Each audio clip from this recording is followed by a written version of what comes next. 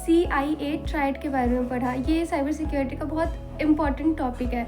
CIA यानी confidentiality, integrity and availability. Confidentiality का मतलब होता है कॉन्फिडेंशियल मतलब डेटा अगर दो लोगों के बीच में है तो बस उनके बीच में ही रहना चाहिए, किसी तीसरे बंदे के पास नहीं जाना चाहिए।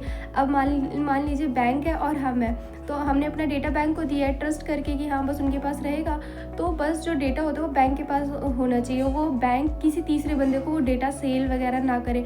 तो इसको हम कॉन्फिडेंशियलिटी कहते हैं।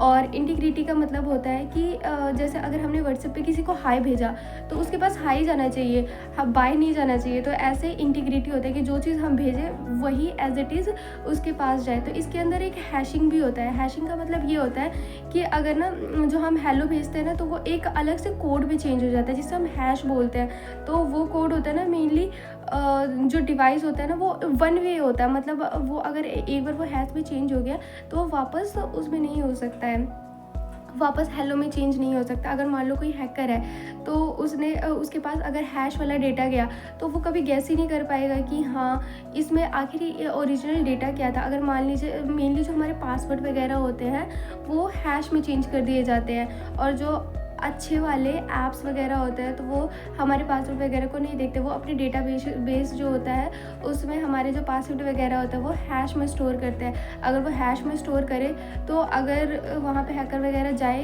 तो भी उन्हें वो पासवर्ड कभी मिलेगा नहीं, क्योंकि जो हैश होता है उसकी जो लेंथ होती है वो हमेशा सेम होती है। जैसे अगर हम इनपुट कुछ भी डालें, हाई लिखे तो भी हैश का जो नंबर ऑफ डिजिट होंगे वो सेम होंगे, अगर हम हेलो लिखे तो भी सेम होगा। तो इसीलिए जो हैकर्स होते हैं उनको वो मतलब गैस नहीं कर पाएंगे।